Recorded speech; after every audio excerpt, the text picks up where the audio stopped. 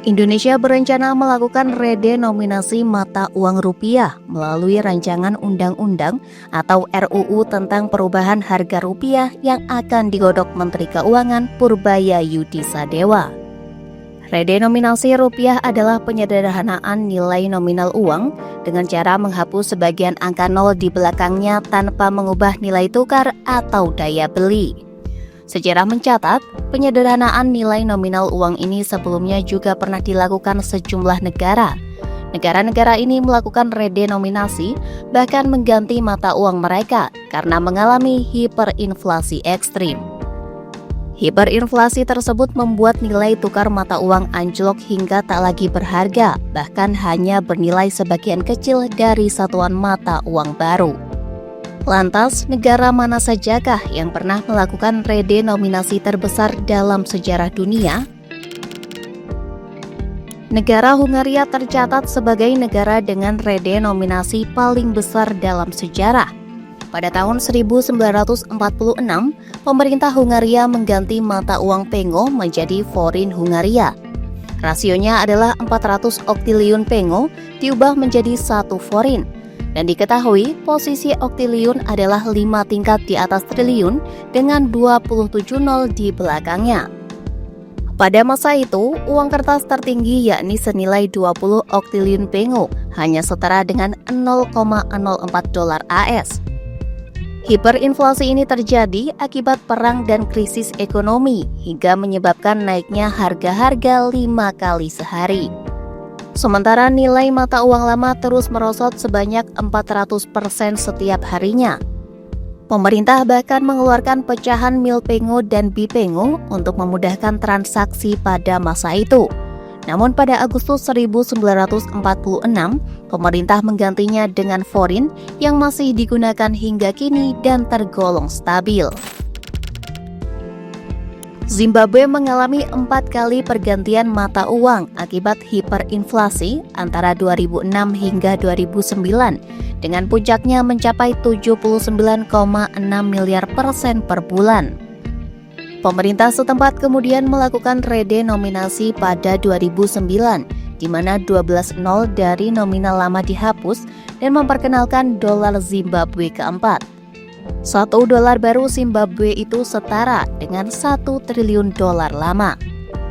Namun, karena nilai tukar terus jatuh, pemerintah akhirnya melegalkan penggunaan mata uang asing seperti dolar AS dan rand Afrika Selatan.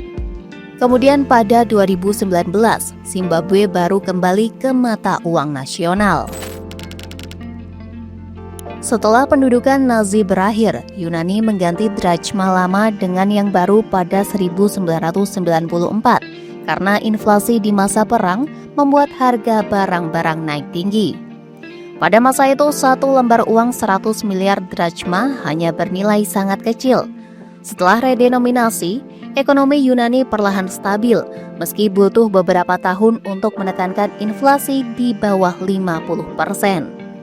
Namun mata uang drachma kemudian diganti lagi pada 1954 dan akhirnya digantikan euro pada 2001. Setelah Perang Dunia I selesai, Jerman sempat mengalami krisis berat karena kewajiban membayar reparasi. Pemerintah mencetak uang tanpa kendali, membuat papiermark menjadi kehilangan nilai.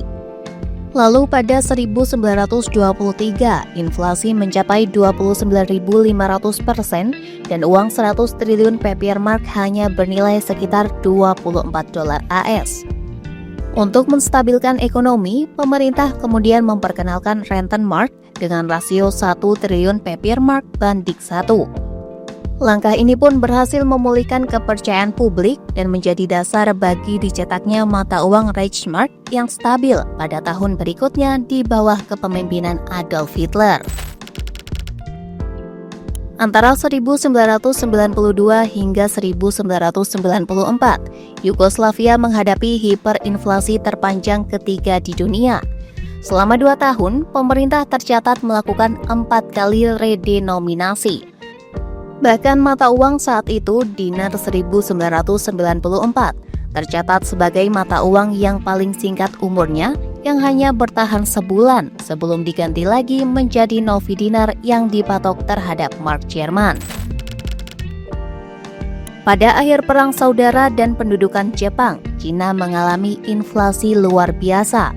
Pemerintah Kuomintang memperkenalkan yuan emas pada 1948 untuk menggantikan yuan lama dengan rasio 3 juta banding 1.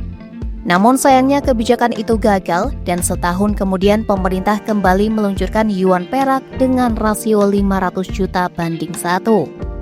Namun pasca perubahan mata uang, hiperinflasi tetap tak terkendali hingga akhirnya digantikan oleh renminbi pada 1949 yang menjadi mata uang nasional Cina hingga saat ini. Akibat Perang Saudara dan kerusakan ekonomi, Nicaragua menghadapi inflasi hingga 13.000% per tahun. Setelah beberapa reformasi gagal, pemerintah kemudian memperkenalkan Cordoba kedua pada 1991 dengan rasio 5 juta banding 1. Langkah ini membantu menekan inflasi dan menstabilkan ekonomi meski tantangan sosial ekonomi masih besar. Negara yang kini bernama Republik Demokratik Kongo ini mengalami krisis ekonomi dan politik panjang sejak merdeka.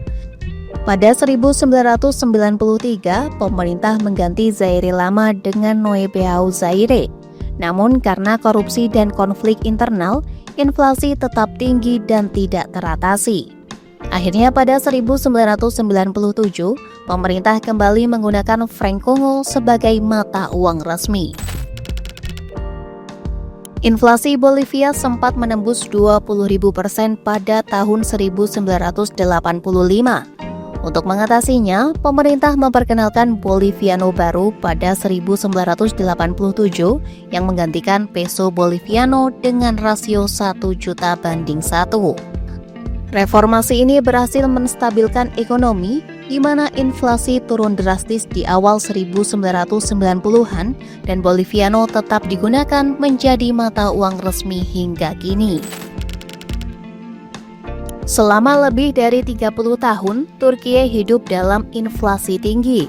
Nilai tukar sempat mencapai 1,3 juta lira per 1 dolar AS pada awal 2000-an. Pada 2005, pemerintah menghapus 6 nol dari mata uangnya dan memperkenalkan lira baru.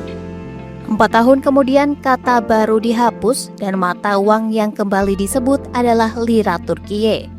Langkah ini dinilai berhasil memulihkan stabilitas moneter meski beberapa tahun terakhir inflasi kembali meningkat.